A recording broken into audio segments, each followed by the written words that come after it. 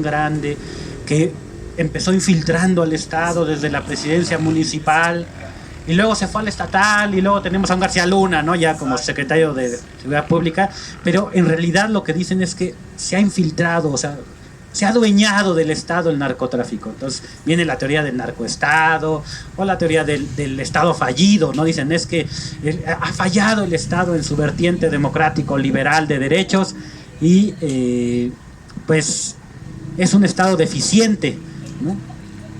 Nos han rebasado, ¿no? Como si fueran el narco, ese actor mucho más poderoso que cualquier empresa petrolera, minera, etcétera, etcétera, ¿no?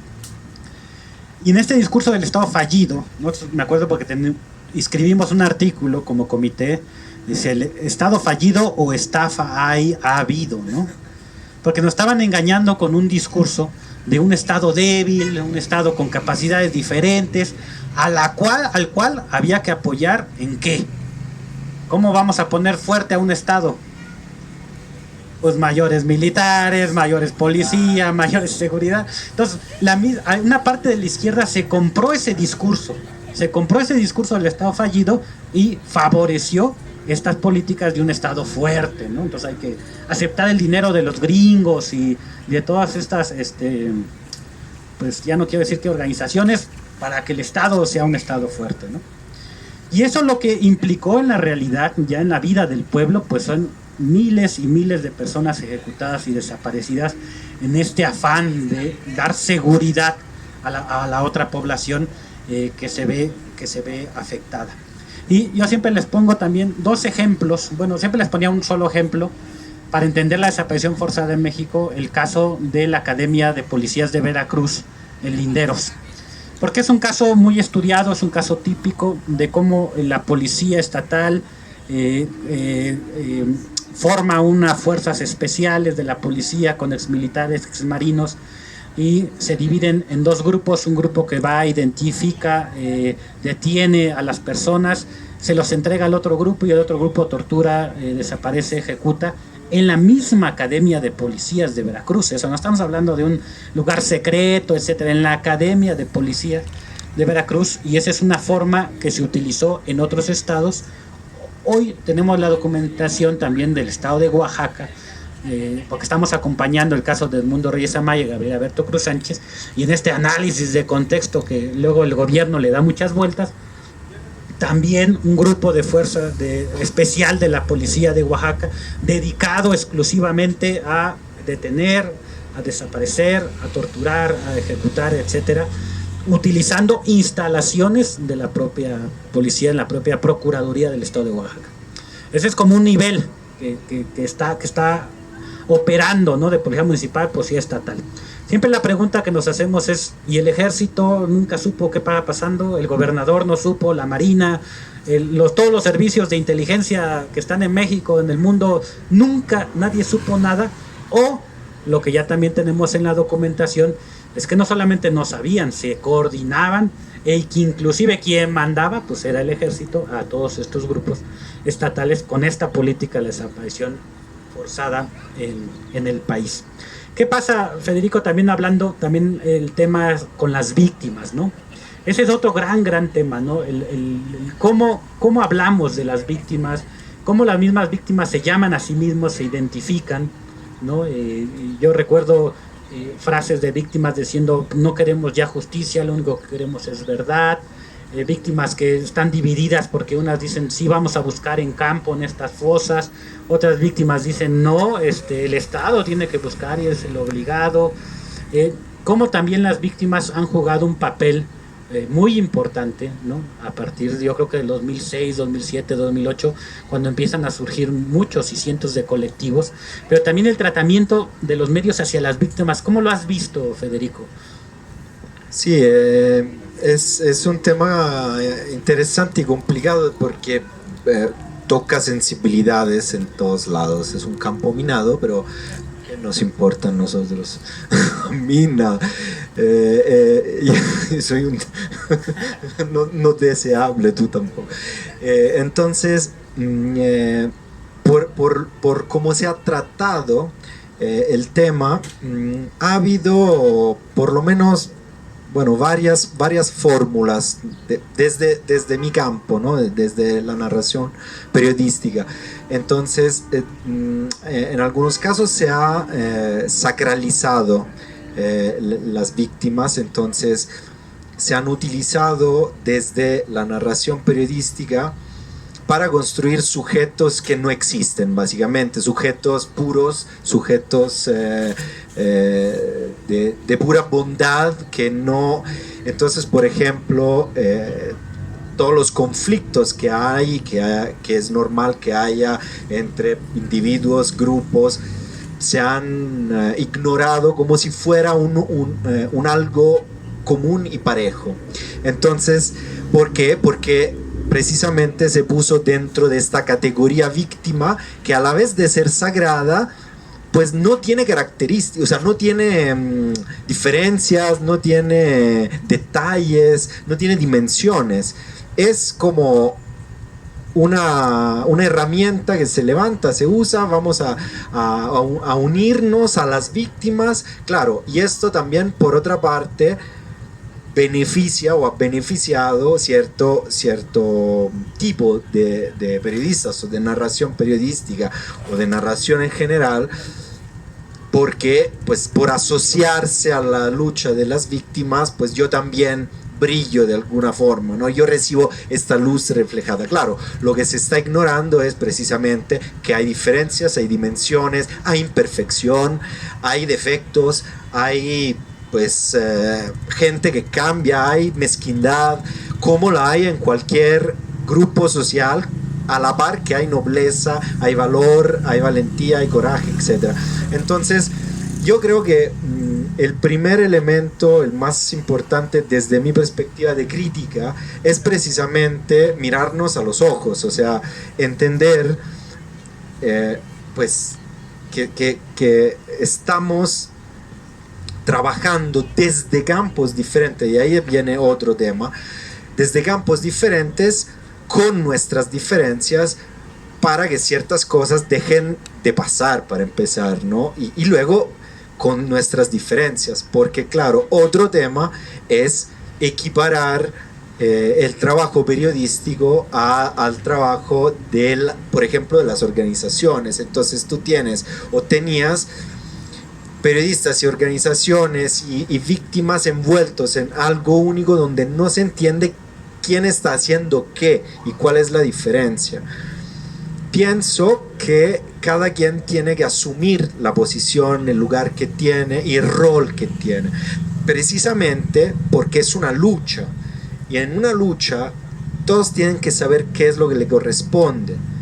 O sea, yo no soy ni parte de una organización ni una parte de un grupo de víctimas, soy un periodista que hace el trabajo que tiene que hacer un periodista, y no me voy a confundir de cuál es mi papel, porque al confundir cuál es mi papel, luego se llega también al delirio de omnipotencia, y el delirio de omnipotencia de los periodistas, que ya tenemos un ego gigantesco por naturaleza, pues llega a monstruosidades en las cuales tú piensas realmente que importa algo lo que hace. O sea, sí importa lo que se hace en general, pero se tiende a sobredimensionar la importancia o el papel que uno tiene, y se confunden los campos. Entonces yo creo que estos son elementos sobre los cuales también es útil reflexionar. A lo mejor yo estoy diciendo estupideces y que adelante que se pueda discutir el tema,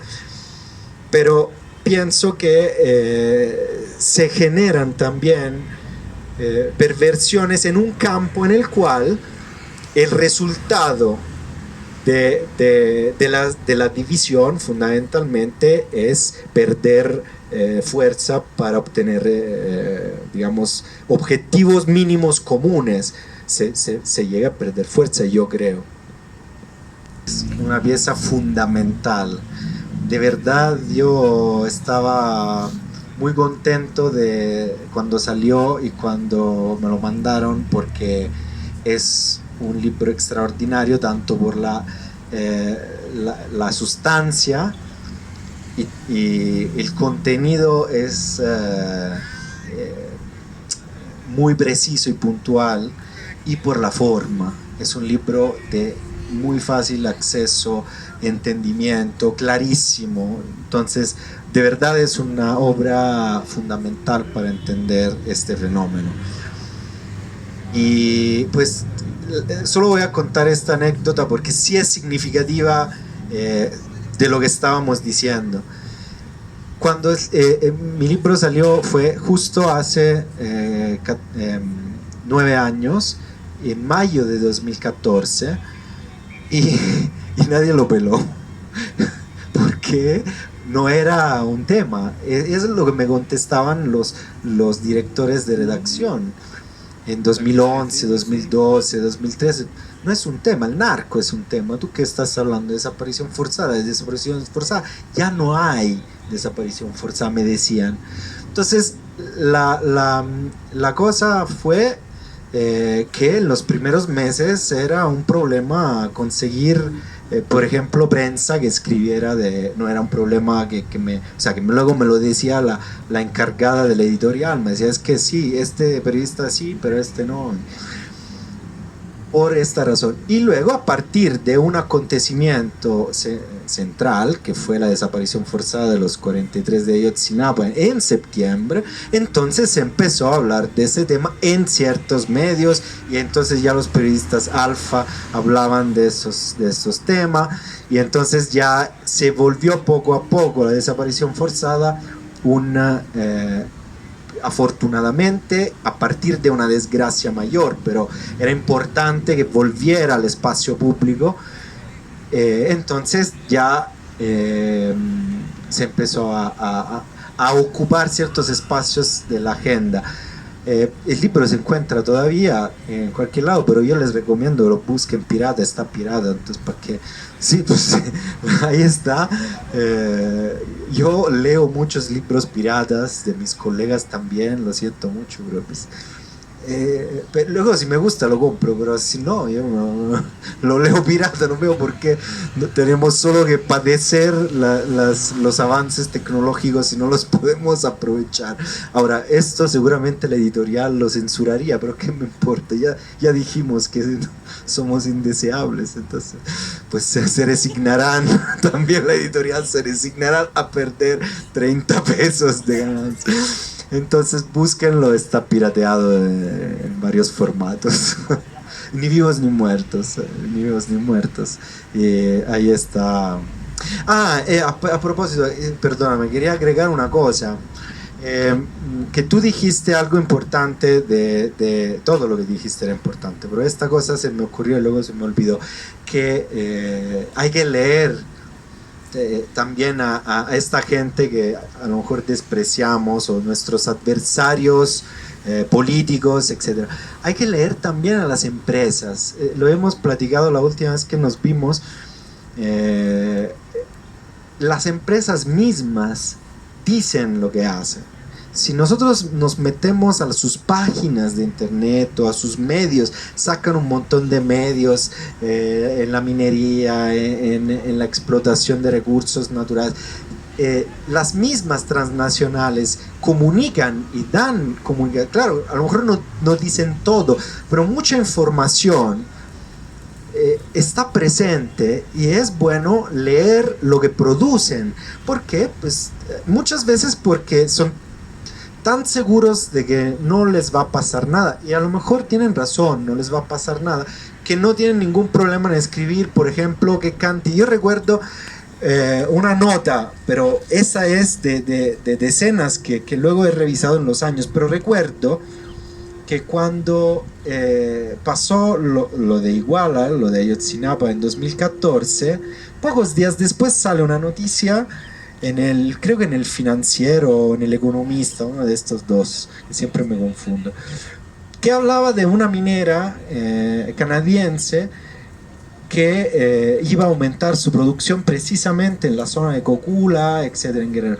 Y ahí sacaban datos y sacaban ganancias, previsiones de ganancias y previsiones de... O sea, estaba todo ahí y me impresionó, y durante mucho tiempo yo lo usé como ejemplo, el hecho de que tranquilamente saliera. O sea, y esto en realidad se oponía a esa narración precisamente del narco y del propio Estado, que decía, no, es que la inseguridad hace que las empresas no quieran invertir. Es que es al revés.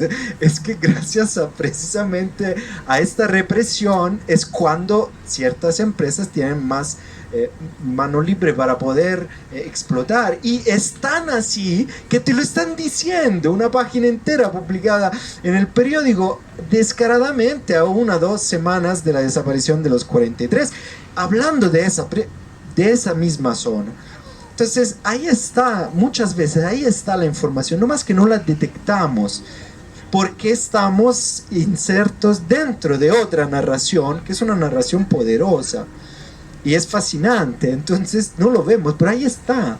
Y hay muchos artículos, mucha información sobre esto. Y se me ocurrió cuando decías que también tenemos que leer a los adversarios para entender ciertas cosas, porque a veces te lo dicen ellos.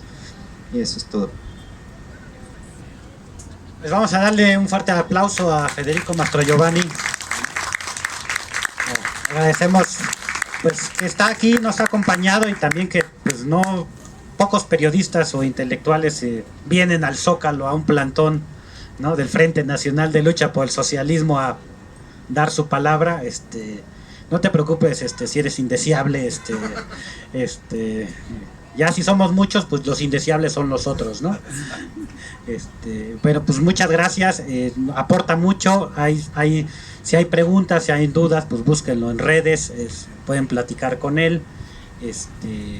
Y pues si no hay más, damos por terminado, agradeciéndole a los compañeros del Frente Nacional de Lucha por el Socialismo, pues ellos tuvieron la iniciativa, el pensar este foro, invitar a Federico en este plantón popular, y pues solamente recordar la marcha para el 30 de mayo, con la cual cerramos la Semana Internacional del Detenido Desaparecido a las 11 horas del Ángel de Independencia al Zócalo. También recordar que pues ahorita está el plantón en Jalapa, Veracruz, un plantón exigiendo la libertad del preso político Higinio Bustos Navarro, indígena náhuatl, también integrante del Frente Nacional del Socialismo, que ya lleva 2 años preso y que fue trasladado recientemente al penal hasta Coatzacoalcos, 6-7 horas de su lugar de origen. Precisamente nosotros decimos la venganza de Cuitláhuac, ¿no? Porque como no quisieron quitar el plantón en Jalapa cuando dio el 1 de mayo su discurso el gobernador de Morena, pues lo mandó de castigo hasta Coatzacoalcos, Veracruz, ¿no? Pues eso es la venganza de Cuitláhuac, salió rencoroso el señor gobernador. Bueno, pues sin más, pues muchas gracias, y pues como siempre vamos a terminar consignando este foro. Porque vivos se los llevaron. ¡Vivos los queremos! Porque vivos se los llevaron. ¡Vivos los queremos! Ahora se hace indispensable presentación con vida y castigo a los culpables. Ahora se hace indispensable presentación con vida y castigo a los culpables. Desaparecidos. Presentación. Desaparecidos. Presentación. Muchas gracias.